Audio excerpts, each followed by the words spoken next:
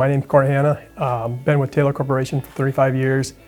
Variety of positions. Today I have the opportunity to lead our the Occasions Group, our CGI Group, and our Distributor Group.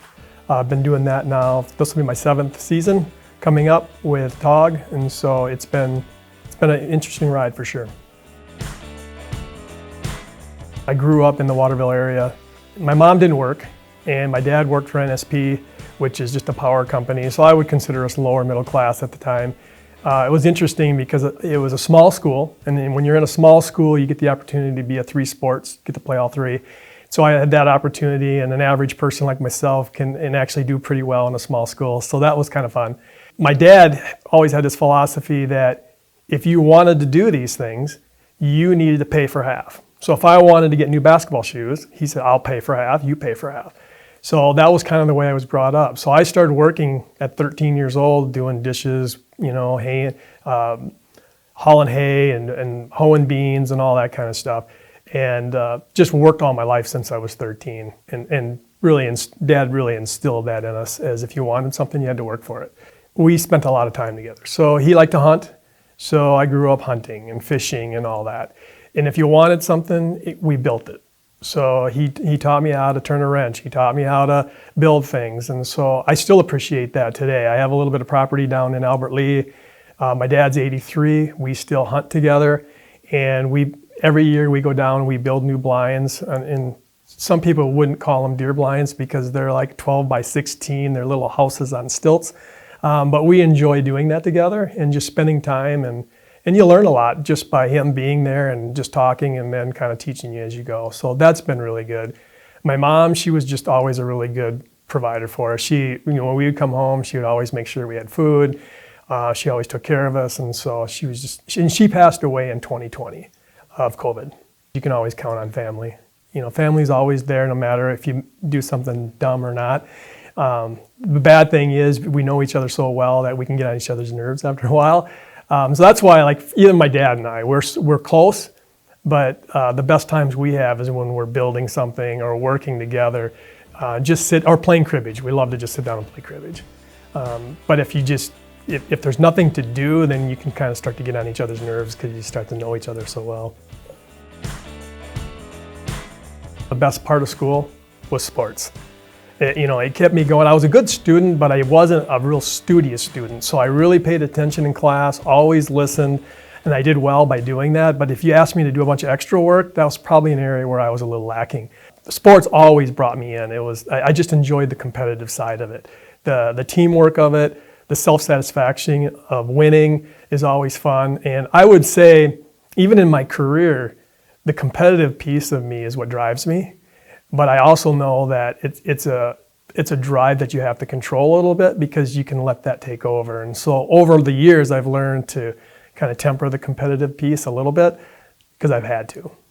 For football, we were kind of converting from a school that really didn't do well and to the point where we made state. And so making it to state, we actually played in New Ulm in a snowstorm, and we ended up losing 3-0 in like a triple overtime, because everybody was fumbling, and there was 6 inches of snow on the ground, and so that I do remember that, and that was a hard one, but it was also a fun year because we did really well. Baseball is another sport I really loved. We made it to state as well. The sad thing about that was my senior year, we were going in the state, and we were playing Morristown. I was pitching, and towards the end of the game, we were winning, and towards the end of the game, the coach said, you guys can play wherever you want, just go take a different position. So every once in a while, I would catch. And I said, well, I'll just catch then. So I put the glove on, was catching, and all of a sudden the guy was sliding into home because the guy that was pitching threw it in the dirt, and I blocked it, picked it up, tagged him out at home, but he caught my glove, snapped my finger, and broke my left hand, so I wasn't able to play in the state tournament. So that was kind of a sad memory, actually. That's an interesting story because I kind of remember it like it was yesterday. So I went into basic training, didn't know she was pregnant until I got into basic training. Got a phone call, said, yep, I'm pregnant. And so the parents were notified while I was in basic training. Came back from basic training, we decided we should get married, because if we get married in the military, we would then move the family to Hawaii versus having to pay for it yourself. As a young soldier, you don't have a lot of money. So we did. We got married. And I remember she stayed back here in Minnesota, and my daughter was born in Mankato. And I remember her bringing my daughter over for the very first time. At that point, I was 19 years old. She was 17 years old. And handing me this baby and saying, "Here you go, Dad." And I'm like, "Dad, what's a dad?" You know? And so it was like a lot of responsibility, and it was a little bit overwhelming at first, but it does make you grow up fast. It makes you appreciate everything. And I can remember just like yesterday where they handed me Brittany and said, "Here's your daughter." And it's like, wow, this is real. I think that was probably where we had the most growth, because we didn't have parents that could come over and help you out. You had to figure it out on your own. And so I think you grow close together that way. The other part that was really important to us was she was a senior. My wife was a senior in high school, and so we insisted, and she insisted, that she graduate. So she went up and actually got her degree, or her high school diploma, I should say, from Wahiwa High School. So she went in and finished her senior year there, graduated, and so that was a pretty proud moment for her to be able to finish, and graduate high school. So after I came back to Minnesota from the military, I started working at Carlson Craft. So I remember going in, I think it was Jerry Peterson was doing the interviews in the front desk, and basically hired me on the spot. And their biggest draw for me was to work at Carlson Craft was the health benefits. Had a wife, had a daughter, needed the benefits. Plus then when I went in the military, I specifically went in and signed up for the GI Bill. And so the GI Bill gave me $30,000 towards college, and they paid it out on a monthly basis as long as I had 12 credit hours or more. That money allowed me to basically rent an apartment right across the street that I think it was called Sunset Village, right across the street from Carlson Craft, or basically across the street from Carlson Craft. And so we lived there, and as long as I had my 12 credit hours, I was able to have my apartment paid for through the military. Then I just had to pay for schooling, and relatively speaking, school was affordable back then. It's changed a lot, but it was pretty affordable. So I went in, and my whole goal was to become a U.S. Marshal someday. And so to do that, you have to go into law enforcement. So I did 4 years of school there while I worked at Carlson Craft. And so I started off in letterpress, working as a press operator with a Heidelberg windmill, 15-inch Heidelberg windmill. Did that for a couple years, and then went to my boss and said, "Hey, I'd like more." And so then they moved me over to another position, and I worked for Bruce Freeberg in their napkin department.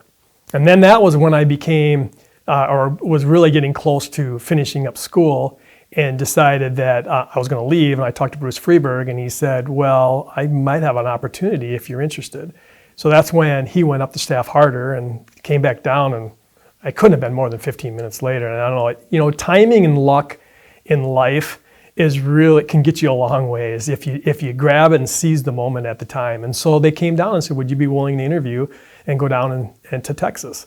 And so then that's when I said, "Sure." Well, first of all, I called my wife, and she's like, "Yes, let's do it." So I said, "Sure." And so we flew down, met with Marv, spent a couple days down there, seeing the area, came back. He hired me. Within a couple weeks, we were moving to Texas, which was like a whirlwind of speed in how we moved down there. Spent about 5 years working for Marv as the production manager, and then he retired at 59 and said, "I'm turning this over to you." And I just was like, "Well, this is fantastic. This is why I came." And so then I became the general manager for the last 4 years and ran that facility. And I was really at that point flying back and forth to Minnesota enough, going to budget meetings and different meetings, whether it was around catalogs and things like that. And you get a little homesick. It's like, I kind of would like to get back and be around family. And so my daughter graduated high school. She said she wanted to move back to Minnesota. We decided we're moving to Minnesota. So we put our house up for sale. It sold. I was driving to Minnesota, and I got to about Oklahoma City. So it was about a 4.5 hour drive, and the house sold.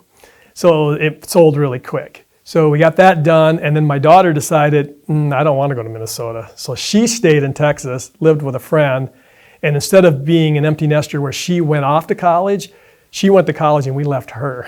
So it's kind of a little different. But it was nice because we knew the area, and so she was going to school. I could call friends, see how she was doing.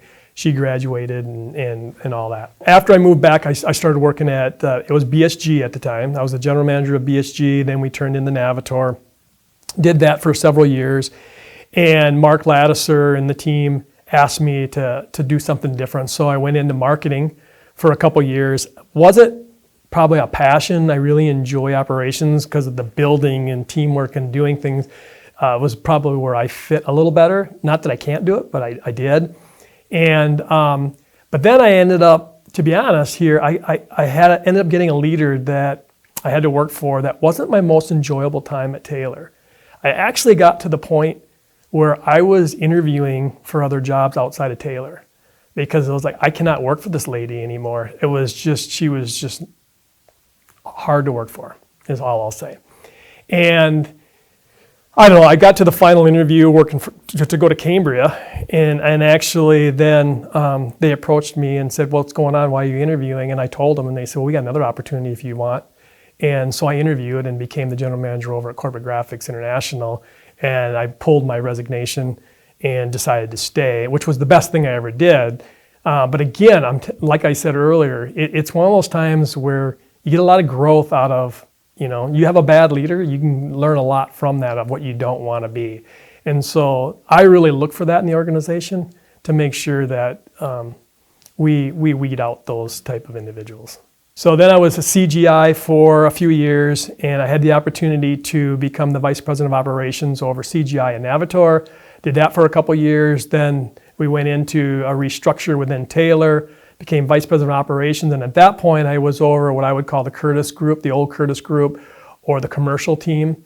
I was over that for about a year, and then we had another reorganization, and I became the Vice President over, or actually I guess it would be President at that point, over TOG and CGI. And then most recently expanded into the Distributor Navitor team. So I've had a lot of responsibilities in the organization.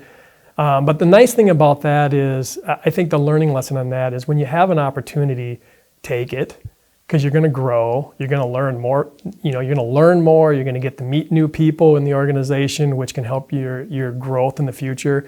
And so I would say that the fact that I was able to move, I had the ability to be able to move my family, to come back, take on different roles, I think that allowed me to grow as a leader and hopefully develop and do a better job than what I would have done otherwise. So my first wife, Julie, she ended up committing suicide. And we were married for 20 years, she committed suicide. And after that, I ended up getting remarried. And so then I was married to Sherry for 17 years. And then she passed away here 8 months ago. She had fallen, hit her head, and ended up dying of a brain bleed. There's a period of time where you just have to figure it out on your own. And it literally just takes time to get through that. So after a period of time, you get back into your routine at work and just having that support. Taylor's been wonderful. They've been supportive. They've always supported in any of those situations. And so my memories go back to, at that point, Bill Boning was my boss. And a lot of you probably know Bill Boning. He was very supportive, and it was just getting back to a routine. If you ever get yourself in a position where you feel that that's the only resort you have left, talk to somebody. You just need to go and find somebody and get help. Don't be ashamed of it, because the alternative is the worst, right? So get help. After my first wife committed suicide, I would say that there was a little bit of a challenge with my daughter and I for about a year. It just tears the family up a little bit. So what I did is, that was about the time I was in my second year of skydiving. And so I thought, well, how can I contribute to this or give back a little bit? So what I decided to do was do 100 jumps in one day and then try to get some money for save, I called it 100 jumps for life is what I ended up calling it. And really it was to get dollars to donate to really suicide awareness. And so she flew up, my daughter flew up. I had really good support from my coworkers. They were all out there, and we started at 6 a.m. in the morning, and I did my 100 jumps, was done that evening. just spent the day together, and it really kind of brought us back together. And at the same time, it was a little selfish where I got to bring my daughter back into the fold, but it also allowed me to give back to the suicide awareness community. So I met her at Camp Dells in Waterville, started dating, and then ended up leading to marriage, and was married to her for 17 years, so 20 on the first and 17 on the second. Well, really what happened this last year, she ended up going into the hospital around January or February of last year, where she was bleeding in her throat, and it was down in her stomach, and so we rushed her to the hospital here in Mankato, and what they told us was she's starting to have liver damage. And the liver damage is really a disease from alcoholism, is really what it is. And so then she quit drinking after that for a period of time, but she struggled with that. And she was fighting it the best she could. Well, then we ended up going on vacation, and we went to South Dakota and had just a great time in South Dakota. And when we got back that weekend, she was run down a little bit because she had some physical issues. Trying to deal with that. And then she got really lightheaded in the house, and my son was at home, I was at work, and she tried to stand up. This is what we believe happened, the best of our knowledge. She tried to stand up, and when she fell forward, passed out, and she hit her head on an end table. Left just a tiny little mark. You and we would have just got a headache, woke up the next morning and been fine. But because of her health condition, she had low platelets, and because of the low platelets, it bled in her head. And so they rushed her to Waseca, the hospital. I rushed home. We went and saw her. She was awake. She was talking to us, Corbin and I. And the strange thing is we were sitting there for about 3 hours, and the doctor actually looked at us and said, I think we're going to airlift her to Rochester just for precaution. And that's when it really kind of struck me is, okay, you wouldn't airlift somebody unless this was more serious than what you realized. So they airlifted her, and then they called me when she landed, and they said, she's awake, she's fine, she's doing good. We've got surgeons here. We'll call you if anything happens. Otherwise, just come over in the morning. So I stayed at home with Corbin, kind of got the house ready, because remember, we just came off of vacation.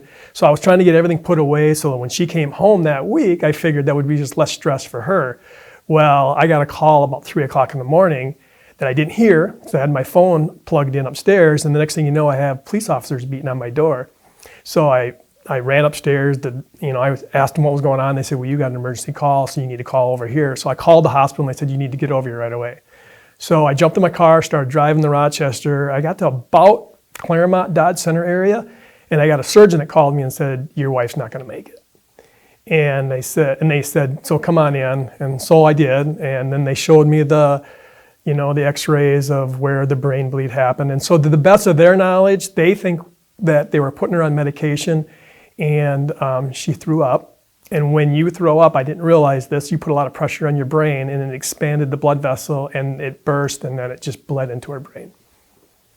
And then she basically went into like a coma, and it took her 3 days. So we sat with her for 3 days, and then she passed on that Friday. The first 2 months was pretty tough. And it felt like I woke up on that Friday of the second month, and I said, okay, you've been through this before, you've done this, it's time to move on. It's time to figure this out. And so I felt like at that point I had done the grieving that I needed to do. And it was like, okay, I'm moving forward. So since then I have met somebody. I'm actually dating somebody today.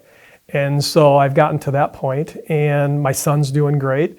And I would just tell you, the alternative is you can sit and mourn the rest of your life, or you can, pull up your bootstraps, I guess is a way of saying it, and move forward in life. And life's gonna hit you hard. It hits everybody hard in different ways, whether it's a death or it's financial or it's losing a job. Again, I would tell you that that's your absolute best opportunity to learn from it and grow as a human being, grow as a person. I think from my experience that I've had in life, I think it's helped me as a leader because I believe I'm more compassionate.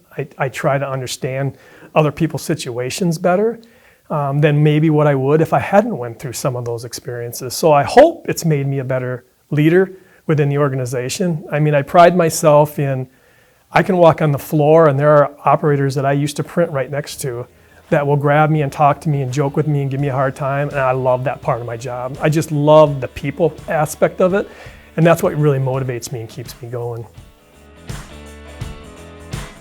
I still wake up at least once or twice a week skydiving in the middle of the night because I'm dreaming of it. I haven't jumped in about 7 years, so I did retire from that and just put my time back into work versus it was just too much. But I do see myself going back to that possibly. Now, I was a tandem instructor, so I did 3,500 jumps, and 3,000 of those was me jumping with somebody else. I don't know if I'll get back to that, but I could see myself going back and just saying, you know what, I wouldn't mind jumping at least once in all 50 states.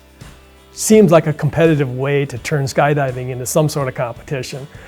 So maybe, we'll see. Well, I think the consistent piece within Taylor really is our people. We've just got fantastic people.